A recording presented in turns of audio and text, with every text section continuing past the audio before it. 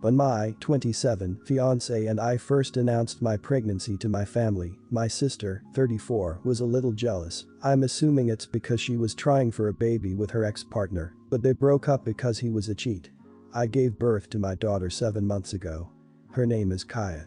When I returned to work after 12 weeks of maternity leave, my sister offered to babysit Kaia once a week, which has been incredibly helpful. Not too long ago, one of my close friends who also recently had a child approached me to tell me that my sister is in a mother's group on Facebook and she's posting photos of Kaia and she's calling my daughter hers and she's also calling her by a different name. My friend sent me screenshots of my sister's posts and I was completely disturbed, so I spoke to my fiancé and we both decided we had to take action immediately. I went over to my sister's and asked her directly about what she was posting on Facebook. She did not deny it and also had no explanation. Therefore I told her that she's banned from seeing my daughter. My sister flipped out and said that I can't take Kaia away from her and then called me a selfish idiot and she started crying. I have never seen my sister act this way before. It was alarming.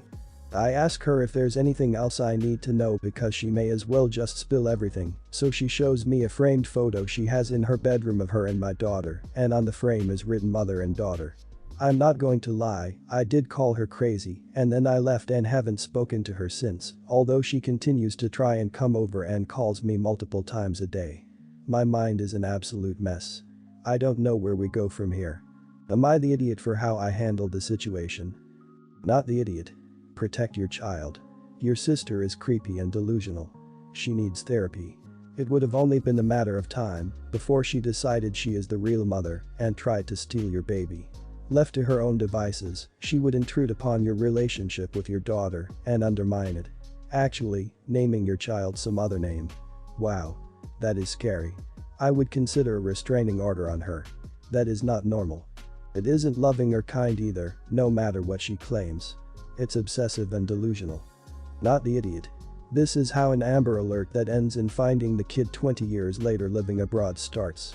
Stand your ground, keep an eye on your kid, notify everyone you would trust to leave your kid with, no one who shows sympathy for her, because they may be tempted to go behind your back to help reconcile you, notify all child care providers that under no circumstances is this woman, show picture, to be anywhere near your kid, and if she persists, get a restraining order, and give blanket permission to everyone involved to call the police as soon as she violates it. You do not want to play around with this. Not the idiot. Now, this might be the extreme, but as a parent, it's often safest to worry about the extreme. That kind of behavior may be physically benign. For now. There have been so many situations that have turned fatal and started off relatively harmless, like this. Who is to say your sister wouldn't try to kidnap your child one day? Who can say that her behavior wouldn't become more obsessive? It's hard to say and think about, but this type of behavior can lead to kidnapping and murder or suicide. If she can't have her, then no one can. Extreme, yes, but highly possible. I'm a 22-year-old female waitress at Texas Roadhouse. This is one of my 2 jobs to put myself through college. Most days are fine, but other days are a living hell. Yesterday I was assigned a table that had a husband, wife, and what appeared to be a teenage daughter, maybe 17. Everything was going smooth at first, and the wife ordered a margarita. The husband then tried ordering a beer. The wife instantly lost her noodles and said no. He will not have a beer. He will have a water. She then turned to him and said something along the lines of him not needing to drink because he was driving. He said no, the daughter could drive. It was childish. Anyways, he keeps telling me he wants a beer. She keeps telling me no. In this industry, situations like this are a lose for waitresses. If I get him the beer, wife won't tip. If I don't get him the beer, he won't tip. Damned if I do, damned if I don't. So while they were arguing at me, I said, listen, I really don't have time to play mediator here. They went silent. I went and got both of them their alcohol. Daughter gives me an apologetic look upon my return, presumably because her mother was acting bat crap crazy upon seeing me bring a beer in tow. Flash forward to after their meals. Husband has had 2 beers at this point. Wife has stopped drinking and glares at me every time I return. Wife and daughter go to the car while husband pays. Husband drops me a $40 tip on a $68 tab. I told him I couldn't accept it. He insisted. Eventually, I pocketed it. Wife comes in an hour or so later demanding that I give her the $40 her husband gave me, stating that I was a terrible host and went against her and I don't deserve a tip. She got my manager involved who said she is not obligated to give you her tip. You left the restaurant and the tip has already been processed. Have a nice night. She was fuming, screaming at me about how much of an idiot I was for supplying her husband alcohol after she said no. Other guests started chiming in saying that she was being ignorant and that I was doing my job, which is to provide guests with what they want, and said that it wasn't my fault that she was a controlling wife. She storms out. Given the fact that I was put on the spot like that, I feel insanely guilty. Am I the idiot? How could you possibly be an idiot in this situation? Did you just need a venue to vent this all happened? Who in the history of ever would be guilty that a petulant customer came back to harass you and demand money back that her husband freely gave you? I get you are 22, but if you are a server surely you must realize people are horrible monsters and we all here wouldn't collectively label you an idiot even if you punched the woman in the face. Not the idiot. Not the idiot. A lot of times, I used to think that embarrassment was built when I was younger. I had been pumped full of those happy little lies society tells women, which is that we have to be pleasers. You shouldn't feel guilty. You were probably horrified and embarrassed and didn't know how to handle it. But everyone else had your side and that's amazing. Don't let people make you feel bad about yourself because they can't handle their crap. She sounds like she is probably going to divorce that guy and he would be lucky to be away from her. Not the idiot, you were put in a terrible situation where no matter what you did someone would be unhappy. You did what you thought best and stood up for yourself in a way that I don't think was offensive or over the top. Really impressed to be honest. I let people say awful crap to me when I hosted or waited tables. I'm glad your manager backed you up. This woman needs to sort out whatever she's mad at her husband about with her husband, not an uninvolved this party, unless that third party is a therapist. I have a lot of tattoos. My most recent tattoo is a tattoo that I designed with my husband. We got matching ones for our anniversary. It is super personal. As I was showing it off to my friends, I noticed one girl in our group, who I'm not super close to, was really into it. She even took a picture of it which I thought was strange, but I let it slide. Let's call this girl Sarah. Sarah does not have any tattoos that I know of, if she does they are really small and in unnoticed places. So a week or so later I hear through the grapevine that Sarah is trying to get a copy of my tattoo. Honestly I suspected this. She told a couple of friends of mine the design and for some reason didn't think that they would tell me. But here comes the crazy part, she comes to me and asks me for a recommendation for an artist. She specifically wanted one that wasn't too expensive. I asked her what she was going to get.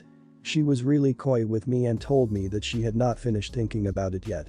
So I recommend the worst tattoo artist I know, let's call him Bubba. I've gotten 2 joke tattoos from Bubba, one is terrible and blown out, but it's okay because it's that duck or rabbit optical illusion. The other one I have had covered up. He works at Subway during the day and gives tattoos from his garage. I knew she wouldn't do her proper research and check him out, and she didn't. She went and got a cheap tattoo from Bubba, and it is screwed up. It's already blown out, the lines aren't straight, and may be infected. My husband and I are howling about this, but a few friends of mine think what I did was really messed up. She'll be okay, she'll just have a really crappy version of my tattoo. I think it's what she deserves. So let me know Reddit, am I the idiot? I kind of suspect this is bait. But on the chance, it's not you are the idiot. Yeah, it's definitely not cool of someone to want to get exactly the tattoo you two were getting.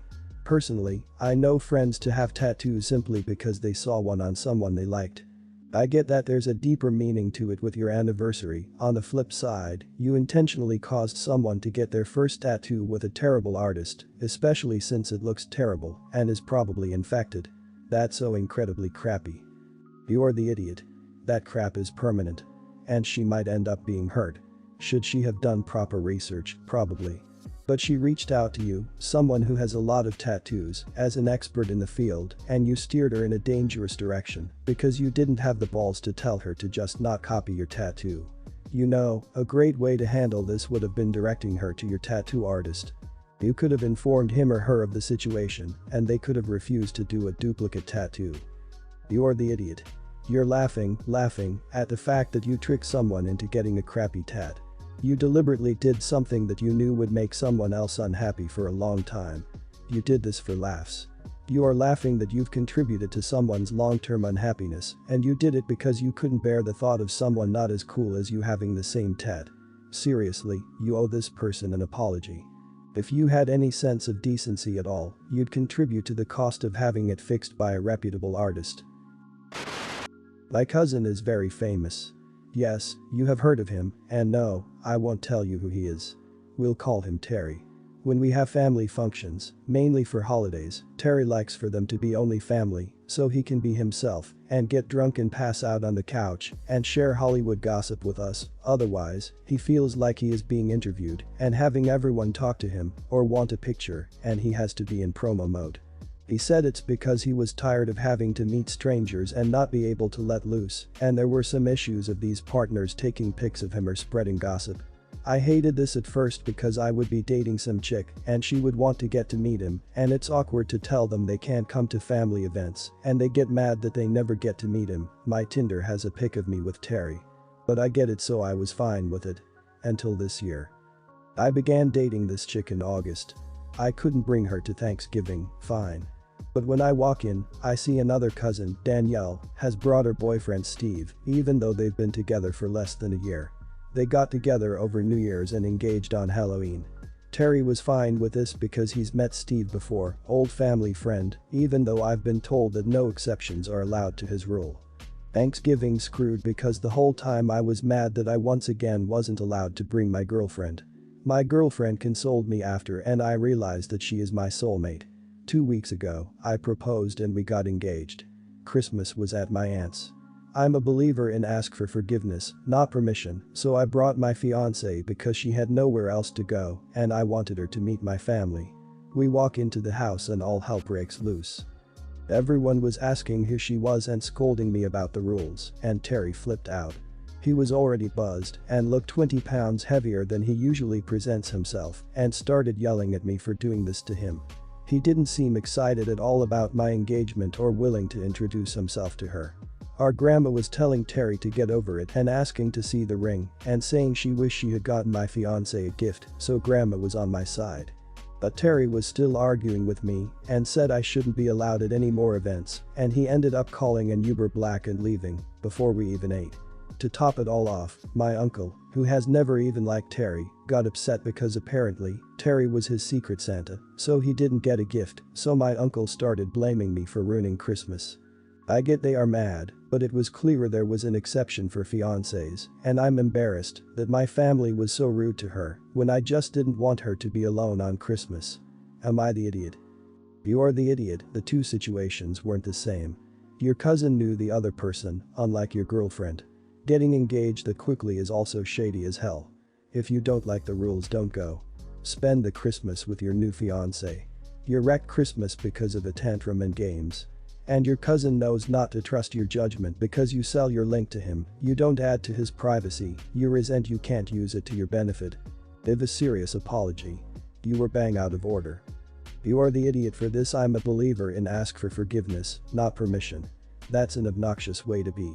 You could have spent Christmas just you and your girlfriend, then she wouldn't have been lonely and you wouldn't have broken the established rule for family gatherings.